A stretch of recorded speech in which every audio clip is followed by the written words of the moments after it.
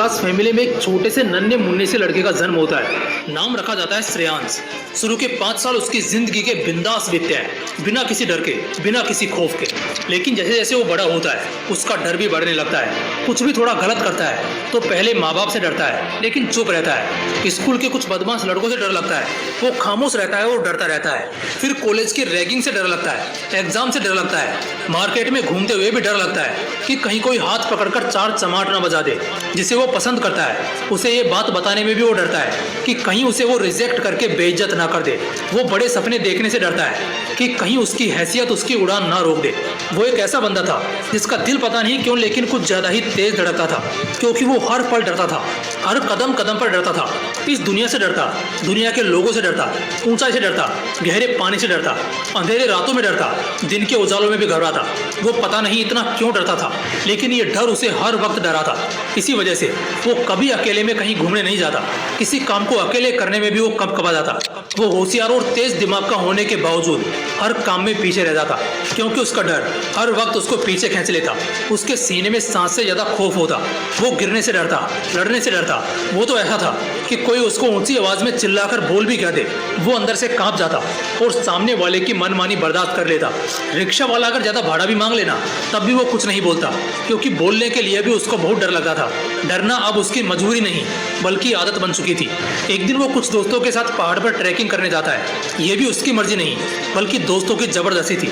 नहीं तो उसके दोस्त उसे डरपोक और फट्टू पता नहीं कैसे कैसे नामों से चिढ़ाते। वो जाता है, शाम के 3 या 4 बज रहे होंगे कि तभी श्रेयांश को पहाड़ का दूसरा साइड बहुत आकर्षित करता है। वहां से सनसेट व्यू का नजारा भी बवाली होगा।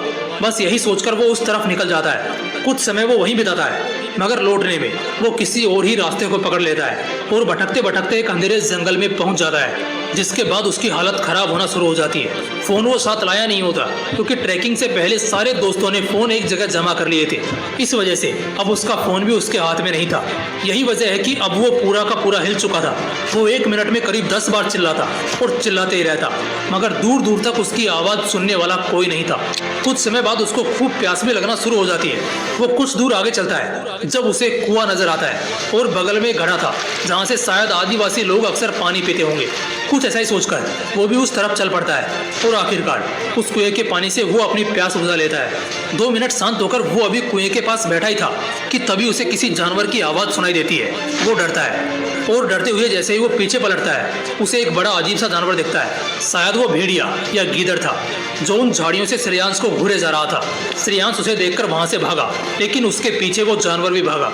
बस 4 कदम की दूरी थी, पता नहीं कहां से, मगर वो जानवर अचानक से श्रेयांश पर झपट लेता है।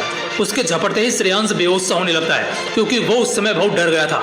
ठीक इसके बाद वो जानवर उसे घसीटता हुआ किसी गुफा की तरफ ले जाने लगता है और कुछ मिनटों में श्रेयांश घिसता हुआ एक गुफा में पहुंच जाता है जहां चारों तरफ से अंधेरा था। अचानक वो होश में आता है और अपने आप को उस हालत में पाने के बाद उसके अंदर का डर अब 7वें आसमान पर पहुंच चुका होता है। उस घिरे हुए अंधेरे के बीच अब वो पूरी तरह खौफ से थर्राता हुआ पड़ा था। इसी बीच वो जानवर अपनी चमकती हुई लाल आंखों के साथ आगे बढ़ रहा था और तभी अचानक वो 1 सेकंड में श्रेयांश पर झपटता है। श्रेयांश अंदर से कांप जाता है, लेकिन जैसे ही वो जानवर श्रेयांश के गर्दन पर वार करने वाला होता है श्रेयांश का दम फूलने लगता है। वो समझ जाता है अगर अब अगले 10 मिनट के लिए इस डर को नहीं रोका तो मेरी मौत तय है, लेकिन अगर जरा सी हिम्मत कर ली तो शायद बच सकता हूँ। इसी मानसिकता के साथ वो एक बार में पूरी ताकत लगाकर खुद को उस जानवर से दूर करता है, लेकिन वो फिर एक बार उस पर झपटने की कोशिश करता है। लेकिन अब श्रेयांश डरने का नहीं बल्कि लड़ने का मौका चुनता है। इसी ताकत के साथ वो पूरी जान लगा देता है और बचने के लिए छिपना शुरू करता है, लेकिन इससे भी वो बच नहीं पाता।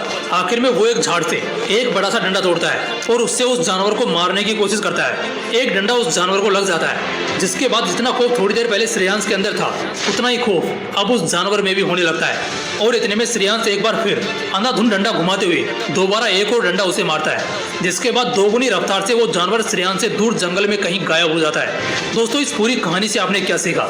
ऐसा बिल्कुल नहीं था कि डंडा घुमाते वक्त श्रेयांश के हाथ नहीं कांप रहे थे या उस जानवर से लड़ते वक्त वो डर नहीं रहा था। दोनों चीजें थी, बस फर्क था तो बचने या मारने का। ऑप्शन भी थे तो सिर्फ 2, या तो लड़ने का या फिर मरने का। इंसान की फितरत भी यही है। जब तक उसकी जिंदगी में ऐसे हालात नहीं आ जाते जहां उसके पास लड़ने के अलावा कोई ऑप्शन बचता ही नहीं, तब तब तक वो डरता रहता है। श्रेयांश सारी जिंदगी डरता रहा क्योंकि कुछ करने या आवाज उठाने की उसकी हिम्मत नहीं थी, लेकिन उस एक घटना ने उसे जीवन भर के लिए हिम्मत से कूट कूट कर भर दिया।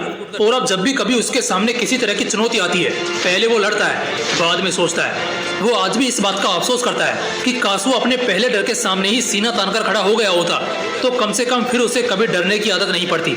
अगर डर से डरोगे तो हो सकता है उस पल के लिए शायद बच जाओ, लेकिन पूरी जिंदगी आदत इसे जीने के लिए तरसोगे। डरना मना है, और ये बात जितनी जल्दी समझोगे उतना फायदे में रहोगे।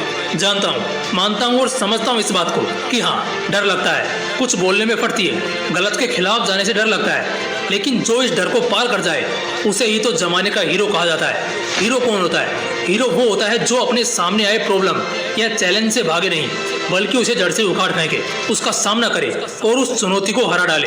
दोस्तों, डरना बहुत आसान है, लेकिन लड़ना मुश्किल लगता है। तभी तो इस छोटी सी जिंदगी में भी घुट घुट कर जीना पड़ता है। इसलिए डरना छोड़ो और लड़ना सीखो। डर को जड़ से निकाल फेंको और जिंदगी में कभी किसी से भी मत दबो।